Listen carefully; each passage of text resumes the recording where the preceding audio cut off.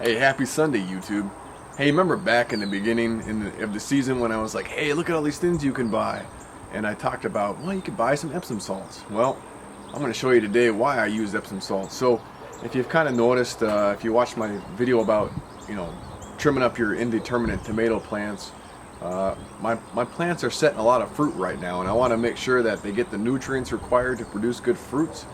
So I'm going to take me a tablespoon of Epsom salts and mix it with a gallon of water, and I'm going to spray the leaves of all my tomato and pepper plants to help them get the most nutrients they can, right? I'm not going to overdo it. A lot of times you have to do things in moderation.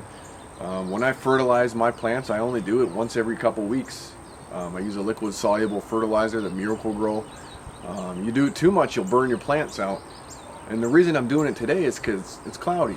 If you were to do this on a sunny day, you would actually do more harm than you would good with your plants. So let me go inside, get this tablespoon of salts mixed up with a gallon of water, and then I'll be back and I'll show you how I apply this to the plants. Pretty simple. Alright, I'm back. Alright, so I used a little bit of warm water, a tablespoon of Epsom salt with a gallon of water. I've gone ahead and I've primed my sprayer. I don't know what kind of sprayer you have, but essentially now I know I've got good pressure built in it, and I've set my spray to a mist. And essentially, simple as it is, pull the trigger, and I'm just going to spray the leaves of all of my fruit-bearing plants, such as tomatoes and peppers. I'm not going to mess with the beans and none of that stuff. They don't need the magnesium sulfate. I really want it for my fruits. So essentially I'm just going to go through my garden here and spray this mist. I'm going to tell you right now though, make sure you do it on a cloudy day and do it in the morning. You do it in the heat and you do it on a sunny day, you just committed death for your plants. So just make sure you're doing it in the morning when the sun's not beating the heck out of them.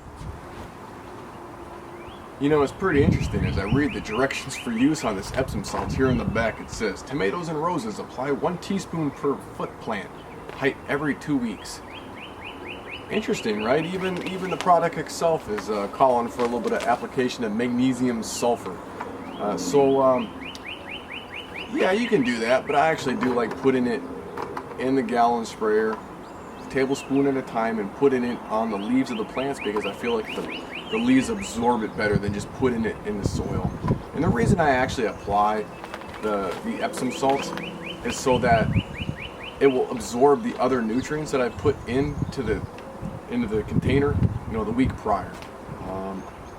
You can do it twice a week like it says, or once every 2 weeks like it says here. I prefer maybe once a month to be a little more conservative and not put too much stuff on my plants, because your plants can only use so much at one time. And if you just watch your plants and how they look and how they behave per se, you can kind of decide on whether to step it up or back off how much you're putting down. And I'd rather not get to the point where I have to back it off because I'm probably killing my plant at that point in time. Anyway, why it's important to put this down is because it helps your plant with its chlorophyll production. And so, if you're making good chlorophyll in your plants, you're going to have good nutrient intake, and you'll get better fruit, better leaf production, etc. I'm going to do whatever I can to get better tomatoes and better peppers and better cucumbers, etc. So within reason, I think this makes a difference. Not everybody's in the same camp, right? It's your garden, you do what you want. But if this is something that helps you out, go ahead and do it. Don't forget to subscribe. If you have any questions, leave it in the comments below. I appreciate you stopping by, and we'll see you next time. Have a good Sunday. Bye.